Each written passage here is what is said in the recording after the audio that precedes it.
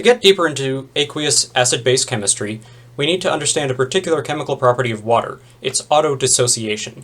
Even in the absence of any other acids or bases, water can react with itself, where one water molecule will donate a proton to a second water molecule, forming one hydronium ion and one hydroxide ion for every two water molecules. This is an equilibrium reaction, and as you might expect, it is a very reactant-favored process. Only a tiny amount of water will exist in these ionic forms. The vast majority consists of undissociated H2O molecules.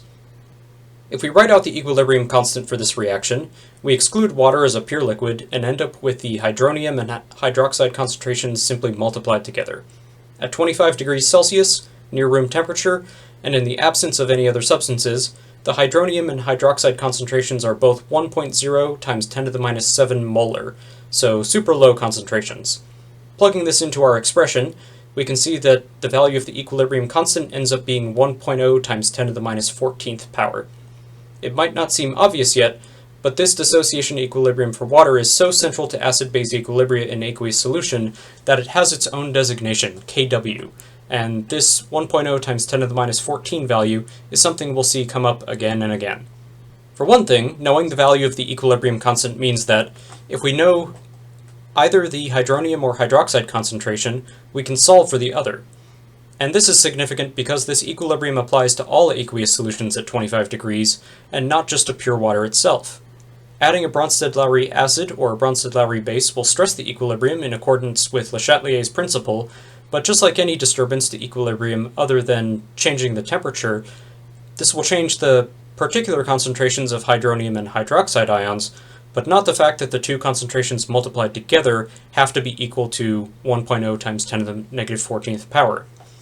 Since hydronium and hydroxide concentrations are equal to each other, 1.0 times 10 to the minus 7 molar, in pure water, we can consider any aqueous solution with these two concentrations equal to each other to be neutral, in other words, neither acidic nor basic. If the hydronium concentration is higher than 1.0 times 10 to the minus 7 molar, this must mean that the hydroxide concentration is lower than the hydronium concentration, since the two multiplied together must always give that constant value. A solution with more hydronium than hydroxide is said to be an acidic solution, since it contains a greater proportion of the conjugate acid of water than its conjugate base. Likewise, a solution with hydroxide concentration above 1.0 times 10 to the minus 7 molar must necessarily have a hydronium concentration lower than that, and any such solution is said to be basic, since it contains a larger amount of water's conjugate base, the hydroxide ion, than its conjugate acid.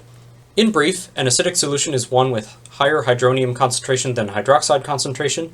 A basic solution is one where the hydroxide concentration is higher than the hydronium concentration, and a neutral solution contains equal amounts of both ions.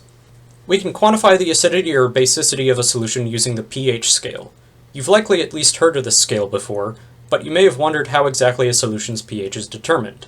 The pH of an aqueous solution is nothing more than the negative base 10 logarithm of that solution's hydronium ion concentration. Equivalently, the hydronium ion concentration of an aqueous solution is equal to 10 raised to the power of the negative value of the pH. Because a neutral solution has hydronium concentration equal to 1.0 times 10 to the minus 7 molar, plugging this in gives a value of 7.00. So a neutral solution has a pH of 7. Higher values of hydronium concentration give values less than 7.00, so any solution with a pH less than 7 is acidic. Likewise, hydronium concentrations below 1.0 times 10 to the minus 7 molar give pH values above 7, so any solution with a pH above 7 is going to be basic. Quick example, in lemon juice, the hydronium ion concentration is approximately 0.0025 molar. What pH does this correspond to? We just plug this hydronium concentration in to the formula for pH, so we get a negative log of 0.0025. Make sure you're using base 10 logarithms here, not natural logs or other logarithm bases. Anyway, that gives a value of 2.60, which is our pH for lemon juice. Quick note on significant figures here.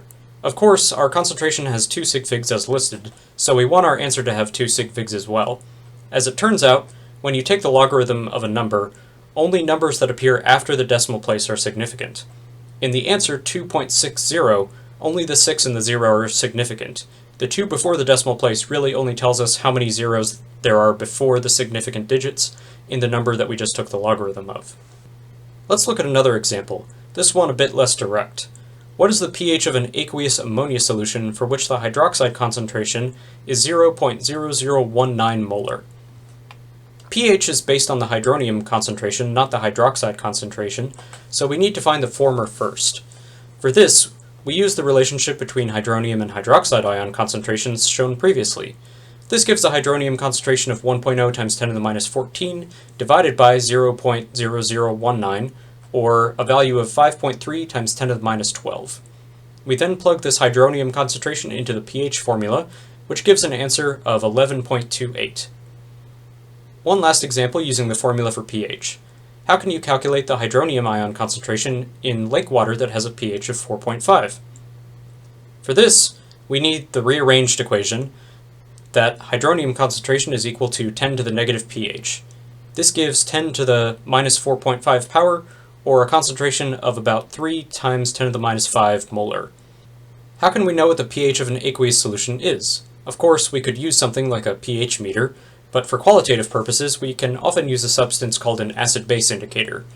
Indicators are chemical compounds that change color in specific pH ranges. Indicators are actually weak acids whose conjugate acid and conjugate base forms have different colors. The hydronium concentration, and hence pH of the solution, affect the position of the equilibrium between these forms, and hence determine which of the two colors predominates.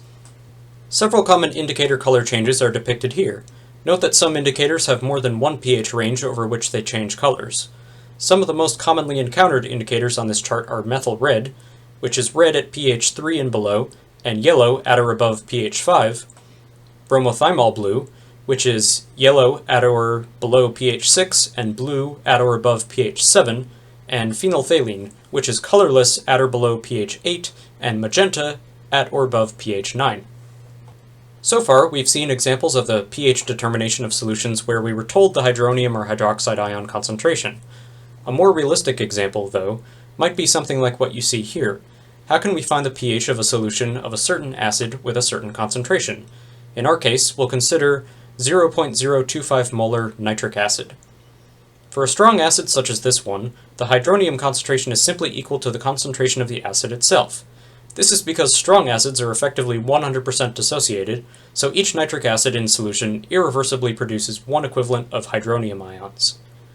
That being the case, we simply plug that concentration into the formula for pH, which gives a pH value of 1.60. Things are pretty similar for strong bases, like say sodium hydroxide. If we want to find the pH of a 0.025 molar sodium hydroxide solution, the dissociation equation for this strong base shows that each NaOH produces one equivalent of hydroxide ions, so we can assume that 0.025 molar is the hydroxide concentration itself. Using that to solve for hydronium concentration gives a concentration of 4.0 times 10 to the minus 13th power molar, which when substituted into the pH equation gives a pH of 12.40.